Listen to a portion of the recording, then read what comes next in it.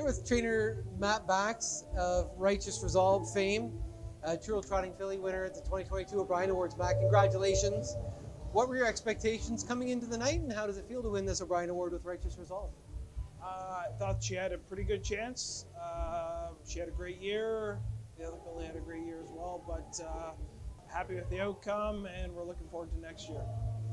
So she's followed in the footsteps of full brother Duly Resolved, who won the O'Brien Awards at Two-Year-Old last year. Any comparison between the two? Any similarities that you can point out? I would say that they have a very similar gait to them. Maybe she's a little stronger than he was when he was at 2. So I look forward to her 3-year-old year being maybe a touch higher than him. But other than that, yeah, you know, like they follow the same pedigree. It must be one hell of a broodmare. But you know that's one hell of a family too, because you've had now 3. You guys have had 3 from that family, right? Yes. Yes. Which race of hers in 2022 impressed you the most?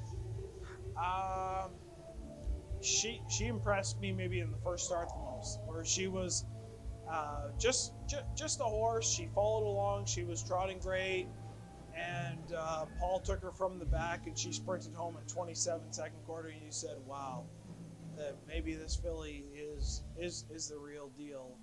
And yeah, she showed that the rest of the year, where maybe he had her a little more forwardly placed, and she finished as strong as she did in the first start. So this horse was, I believe, your first horse with the connections that were the breeders of this horse. What was the ride like with the people who developed this filly, bred her and raised her, and how fulfilling was it for you to be able to see that potential be realized? The owners were great. Max Stable and their connections, they were always very forthcoming in the filly, and didn't have any great expectations of her. We didn't give any big expectations of her, and she definitely exceeded the expectations that we thought of her. But as the year went on, and she got better and better, and you could see them coming out in every race and enjoying it. And even in the super final, they were cracking champagne and enjoying it. And you know what? That brings as much joy to us as her winning it in itself. So it was very fulfilling in that sense.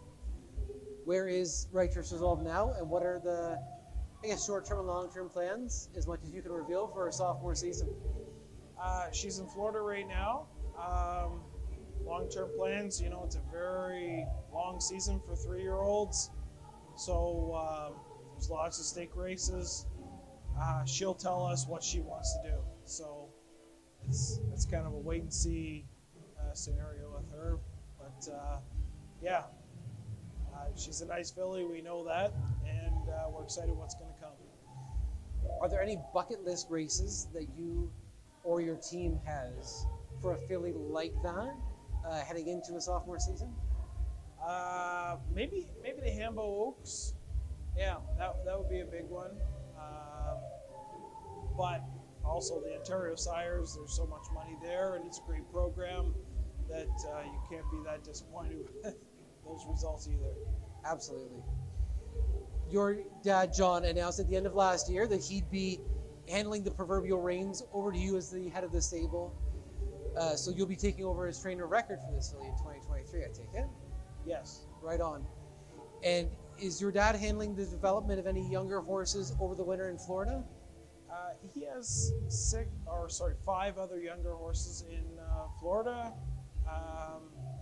But, you know, my father will always be there with me and always give his advice. And, of course, I'll always listen to him because he's always been a big part of my life.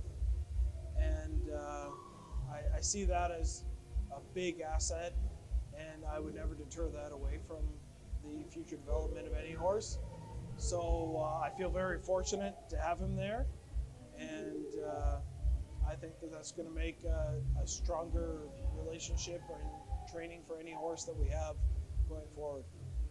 Working with John for as long as you have, what makes him such a good trainer? What aspects of his horsemanship do you take most to heart to find success in your horses? You know, he always is looking for what is the best in each horse and what their flaws are, and moves with that. So he doesn't try to force anything on any horse, and doesn't try to force any of his beliefs on any horse. Each one is an individual. With me, he lets me make mistakes on horses, and lets me do what I want to do. So in the long term, I've learned so much from him through what the horse says to him, and it's a big asset where he's letting me develop and letting me learn, and I don't think you get that often. So he's been a great mentor to me, and I think that there is obviously more that I can learn from him while he's there. So I'm always going to have him as a teacher, and he'll offer me his advice. But at the same time, he's going to let me fly and go with whatever I think is right at the right time. So it's a great partnership that we have together. So moving forward, I don't see any reason why we aren't going to have success going forward. Well, John's coming off one of his best years as a trainer ever. So clearly, everything that's working for Team Bax is working well. Congratulations on the success you guys have had, and all the best going forward in 2023. Thank you. Appreciate it.